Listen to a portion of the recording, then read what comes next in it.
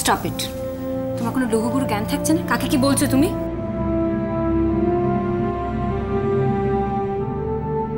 তোমাকে আমার এত ভালো করতে হবে না হিয়া। আমি যখন একা ছিলাম, আমার এত ভালো করার কেউ ছিল না। তখন জীবনে কোনোদিন এরকম হয়নি যে আমি বেরোবো আর আমার একটা জামা নেই। সরি।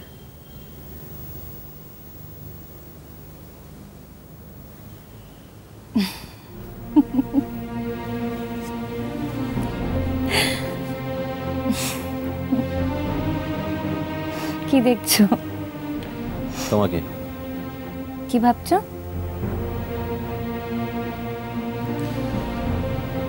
আমরা কেন মাঝে মধ্যে এমন কিছু করে ফেলি যার জন্য পরে খারাপ লাগে? এক এক সময় কেন সবকিছু হাতের বাইরে চলে যায়? কেনই বা? আমি তো তোমাকে চিনি, আমি তো তোমাকে জানি। আমি তো জানি তুমি আসলে আমাকে কতটা ভালোবাসো।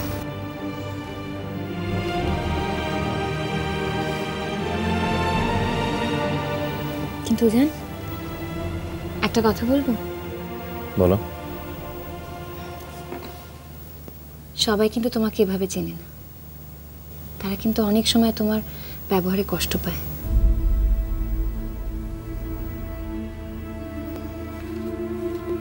তুমি কাদের কথা বলছো আমি জানি না, কিন্তু আমি সারা জীবন স্পষ্টভাবে কথা বলে এসেছি, আর এইভাবেই কথা বলবো। তাতে কার ভালো লাগলো কার খারাপ লাগলো সেটা আমার জানার ইচ্ছে বা সময় কোনোটাই নেই। তুমি কিন্তু আবার রেগে যাচ্ছ। আজ দুপুরেও তুমি রেগে গিয়েছিলে।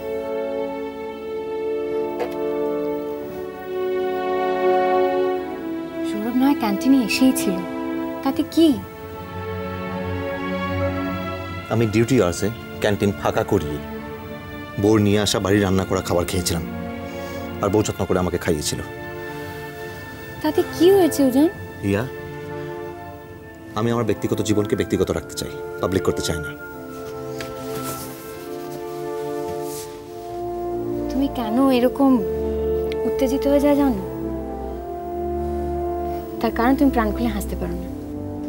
অন্তত আমি তো কোনোদিন দেখিনি। হিয়া প্লিজ, আবার তোমার সেই স্পেশাল থিওরিগুলো শুরু করো না। দরকার হলে করব, আর তোমাকে শুনতেও হবে। কেন বলো তো উজান, তুমি প্রাণ খুলে হাসবে না? কেন যখন তখন সকলের উপর রাগ করবে? কেন তুমি অকারণে সকলের উপর রুট হবে? কেন সবাই তোমাকে ভয় পাবে, ভুল বুঝবে? কেন তোমার কোনো বন্ধু হবে না? কেন বলো তো? হিয়া, আমি এরকমই, আর আমি সারা জীবন এরকমই থাকবো, আর এটা জেনেই কিন্তু তুমি আমাকে অ্যাকসেপ্ট করেছিলে। তাহলে তো তুমিও জানো আমি এরকমই। এটা জেনেই তুমি আমাকে অ্যাকসেপ্ট করেছিলে। তুমি তো জানতে আমি সকলের সঙ্গে এরকম হইচই করব, আমার বন্ধুদের সঙ্গে আমার ভালো লাগা খারাপ লাগা সবকিছু শেয়ার করব, বারবার টিউলিপে তোমার জন্য লাঞ্চ আর খাবার নিয়ে যাব। হিয়া, তুমি আর কোনোদিনও টিউলিপে খাবার নিয়ে যাবে না। আমি যাব, কালকেই যাব। আমি কিন্তু তোমায় বারণ করলাম হিয়া, কথাটা মনে রেখো।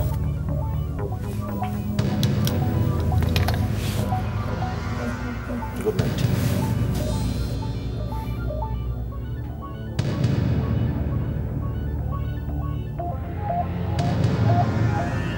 Good night.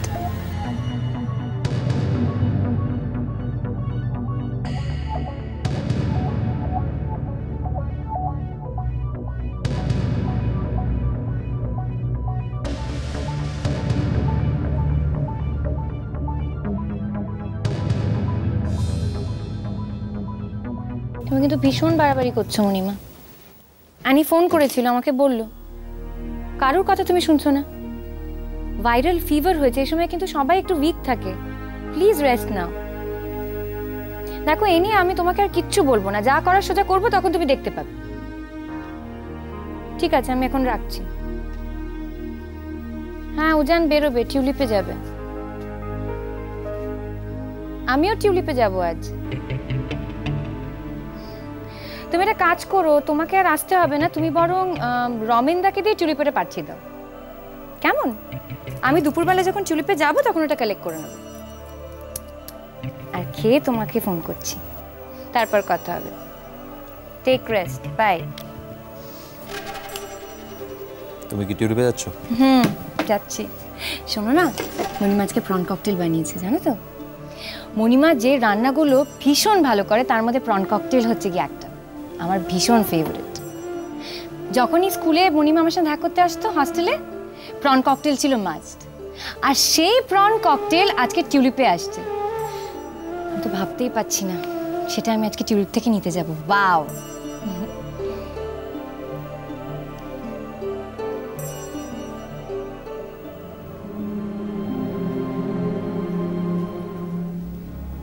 তুমি কি শুধু এই জন্য টিউলিপে যাচ্ছ? জানো তো না, মণিমার কি ভীষণ জেদ। আমি যদি এটা আনতে না যাই তাহলে কিন্তু মণিমা নিজেই বাড়িতে চলে আসবে। আর বলো, ভাইরাল ফিভার থেকে সবে সবে উঠেছে, এই অবস্থায় কি আসা উচিত? তাহলে তুমি এক কাজ করো না, তার জন্য টিউলিপে যাওয়ার কি দরকার? তুমি একবার মণিমার বাড়ি ঘুরে এসো, তাতে মণিমার সঙ্গে তোমার দেখা হয়ে যাবে আর তোমার প্রন ককটেলও খাওয়া হয়ে যাবে। সেটা আমি একবার ভেবেছিলাম, কিন্তু টিউলিপ হয়ে তারপর মণিমার বাড়িতে গিয়ে বাড়ি ফিরতে ফিরতে আমার তো অনেকটা দেরি হয়ে যাবে। বাবার পিসিমণি আবার আজকে বেরোচ্ছে, মঞ্জুরিকে অতক্ষণ একা রাখাটা কি ঠিক হবে? কিন্তু তোমার টিউলিপে যাওয়ার দরকারটা কি আমি তো বুঝতে পারছি না। তোমার জন্য লাঞ্চ নিয়ে যাওয়াটা তো। কেন একই কথা বারবার বলছো হিয়া? তুমিও তো বারবার একইভাবে আপত্তি করে যাচ্ছ, কেন বলো তো? তুমি জানো হিয়া যে tulip is my work place. সেখানে আমার একমাত্র পরিচয় হলো একজন সার্জনের। সেখানে আমি কারো ছেলে নই, কারো বন্ধু নই, কারো ভাই নই, আর কারো হাজবেন্ডও নই। যদি সে কথা তুমি না বুঝতে পারো তাহলে আমি তোমাকে অন্যভাবে বোঝাতে বাধ্য হব। কিভাবে তুমি আমাকে বোঝাবে সেটা আমিও দেখতে চাই।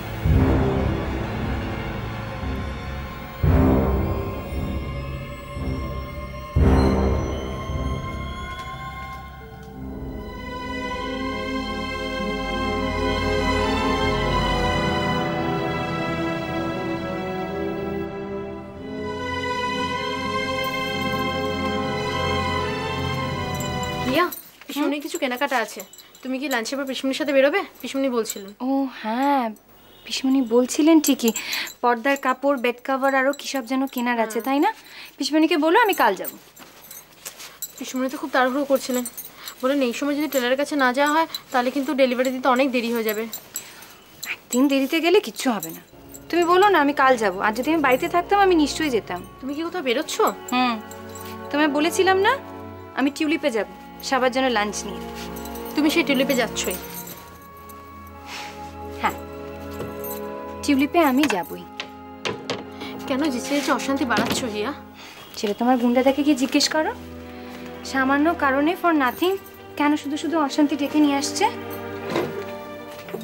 গুন্ডাদা যখন চায় না তখন গুন্ডাদার এই ছোটোখাটো জেদগুলো একটু মেনে নাও না, তাই তো সংসারে শান্তিটাও বজায় থাকে। শুধু শুধু অকারণে যদি কেউ জীবনে অশান্তি ডেকে আনতে চায়, শুধু শুধু যদি কেউ সমস্যা ডেকে আনতে চায়, তাহলে তার সংসারে কোনোদিন শান্তি থাকে না মঞ্জুরি। একজন যদি অবুঝ হয় আরেকজনকে তো কম্প্রোমাইজ করতে হয়, জানি, কিন্তু কতদিন বলো তো? ছোটবেলা থেকে তোমার গুন্ডাদা যা চেয়েছে তাই করেছে। কেউ কে বাঁধা দেওয়ার ছিল না, কেউ কে শাসন করার ছিল না, সেজন্য কোনো রকম অপোজিশন সহ্য করতে পারে না। কিন্তু এই অ্যাটিটিউডটা তোকে পাল্টাতে হবে। আমি জানি হিয়া এটা পাল্টাতে হবে, কিন্তু তুমি একটু ভেবে দেখো, ছোটোখাটো ব্যাপার নিয়ে, ছোটোখাটো ইস্যু নিয়ে সংসার একটা তিক্ততা তৈরি হচ্ছে। তোমাদের কিছুদিন হলো বিয়ে হয়েছে, সারাটা জীবন পড়ে আছে। আমি জানি অকারণে গুন্ডাদা অনেক জেদ করে, সেটা গুন্ডাদাকে নিজেকেই ঠিক করতে হবে। রাগ করে কিছু হবে না, ঠান্ডা মাথায় ভেবে চিনতে কিছু একটা করলে ভালো হবে। তুমি জানো না মঞ্জুরিও কি। হিয়া, গুন্ডাদা এখন ভীষণ সেন্সিটিভ হয়ে আছে আর ভীষণ জেদও তৈরি হয়ে আছে। তুমি যদি এখন কিছু বলেছো তাহলে হিতে বিপরীত হয়ে যাবে। রাগের উত্তরে রাগ করলে কোনো সমস্যার সমাধান হয় না হিয়া। ঠান্ডা মাথায় ভেবে চিনতে কিছু একটা করতে হবে, প্লিজ। এখানে আকাশ নীল,